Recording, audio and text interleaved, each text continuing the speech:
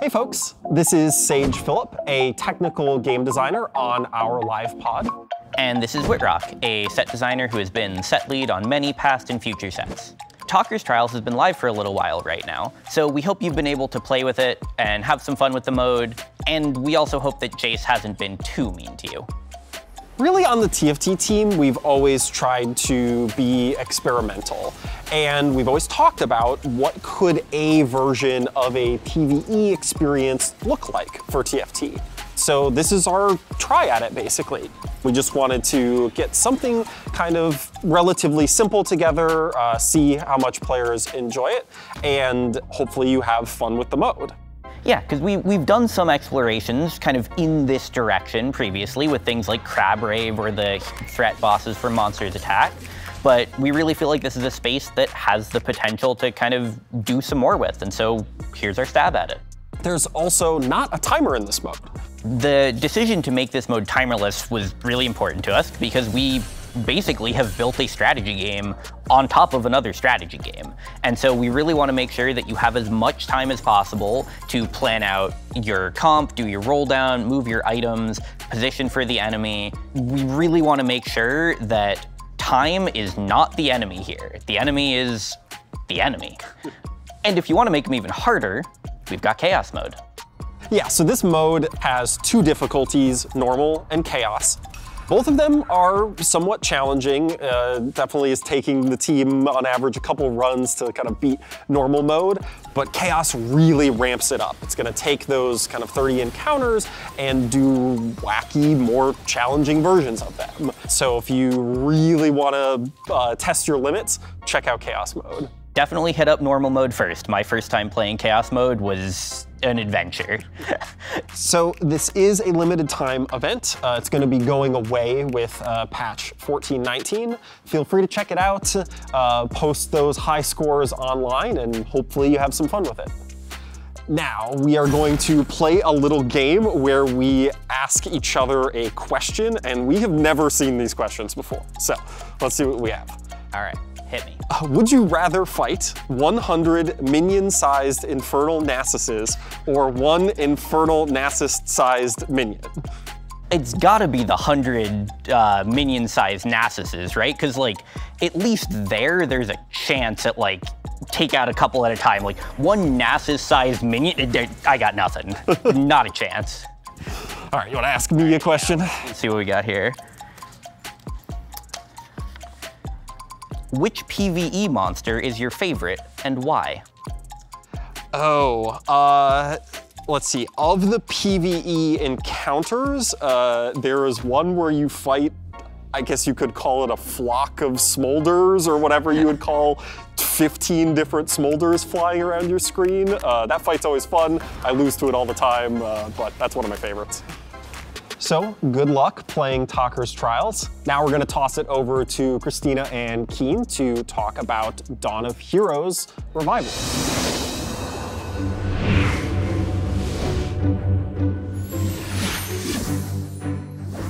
Hey everyone, this is Keen. He's our lead designer for Set Revivals. So lucky to have him joining us all the way from Singapore. Very happy to be here in LA. So this is Christina, the product lead for Set Revival.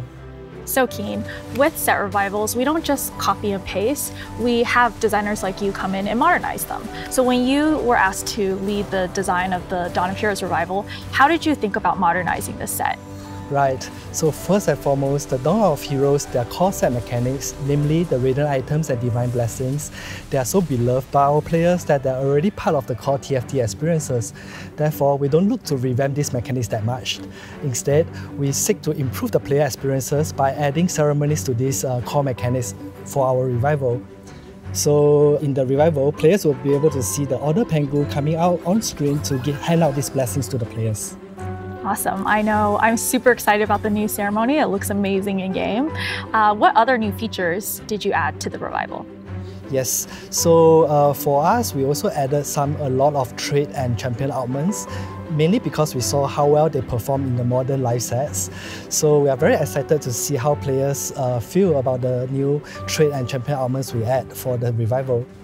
So for us, for the Abomination trait, we created the augment, the Monstrous Chopper. So for this augment, the Abomination now wields a weapon, and his attack will cause the AoE damage right in front of him. So he's really powerful in that regards. So besides trait augments, we also added a bunch of champion augments. So Christina, which is your favorite? I'm most excited about the Thresh champion augment. So it's called Death Approaches, and it's us reimagining Thresh from the utility frontliner he is in the Dawn of Heroes set to a carry Thresh. So instead of hooking to the farthest unit and then pulling them slightly close to you, he actually hooks himself to that unit and then does extra damage on his next attack. So he plays a little bit more like the classic League of Legends Thresh, which hopefully should be fun for players. I remember in your TFT Death Drop for set 12, you mentioned a bit about the revival ladder. Shall we talk more about it today? Yeah, in our first set revival, we heard players really wanted more progression, but we also know that rank doesn't have to be the only form of progression in TFT. We could do so much more there. So with this set revival, we really want to experiment with a new progression system. So it's going to be a new way to be rewarded for both your skill and how you play TFT. And also along the way, players, for each rank that they hit, they'll be able to earn free rewards in-game just for playing the revival ladder.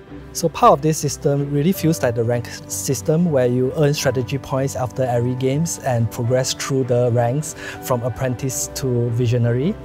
But part of it is also different from the rank system. Shall you expand more about that?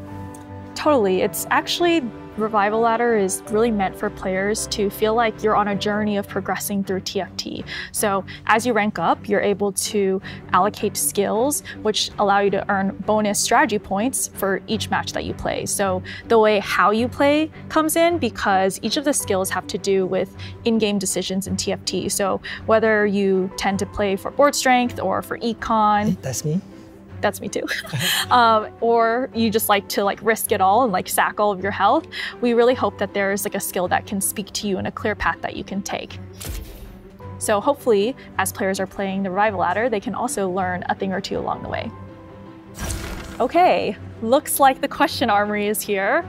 I'm going to ask you a question, Keen, and just let me know your answer. Okay, let's see. All right. Who is your favorite 5 cost in the Dawn of Heroes revival or original set, and why? Favorite. Well, I have a love-hate relationship with Vego. So Vego... So broken in our playtests. Yeah, he's so broken. We do a lot of work to balance him. But he's pretty amazing actually. He will jump to the backline and he would be able to cast his spell to take off one of the enemy backliner, and that champion converts to your side. So this mechanic is now ready seen, and I think I have a very good impression of it when I was playing it in 5.5. That's why we do revivals. Bring back all the broken stuff. Yes. Okay, so Christina, here's the question for you. Shadow items or radiant items? Honestly, radiant items, We're doing something special with shadow items, but I think radiant items just feel so good. There's no downsides. How could you possibly not love them? Yeah, it's in the name. It makes you smile radiantly when you receive one of them. Totally. All right. Good luck playing the Dawn of Heroes Revival. I hope you'll have fun climbing the Revival Ladder.